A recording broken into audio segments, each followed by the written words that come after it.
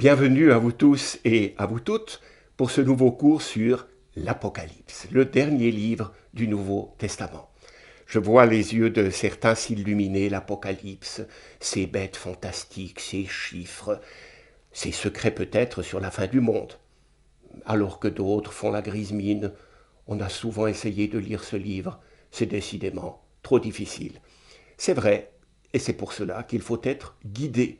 Une vue d'ensemble du livre s'impose, sans quoi on n'y comprend rien.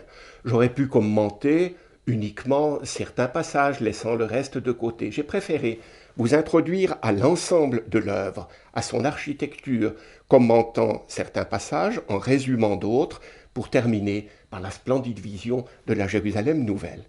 Oui, ce livre est fascinant, mais il est aussi déroutant. Et cela surtout pour deux raisons. Premièrement, apocalyptique pour nos contemporains veut dire catastrophique. Pensons au film de Coppola, Apocalypse Now, en 1979, avec un budget de 300 millions pour décrire les horreurs de la guerre du Vietnam. Le dernier mot du film, d'ailleurs, était « tout n'est qu'horreur ». Eh bien, j'aimerais vous faire découvrir que ce livre du Nouveau Testament n'a pas été écrit pour nous faire peur, mais pour nous rendre heureux.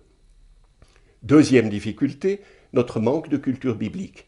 Si je vous dis que l'Apocalypse compte 404 versets et que les exégètes y ont découvert plus de 800 allusions à l'Ancien Testament, mais sans jamais le dire, je vous y rendrai attentif. Premier cours, nous partirons des premiers versets, très denses, en termes musicaux, on parlerait d'une ouverture. Deuxième cours, nous aborderons la vision inaugurale du Fils de l'homme et les 7 lettres aux églises d'Asie, j'en retiendrai surtout 2. Ensuite, nous passerons à la vision du trône et de l'agneau, chapitres 4 et 5. Le quatrième cours abordera les septénaires difficiles de l'ouverture des sceaux, chapitres 6 et 7, et du septénaire des trompettes, chapitres 8 et 9. Cinquième cours, nous en viendrons alors à la mission de l'Église en des temps difficiles, chapitres 10 et 11.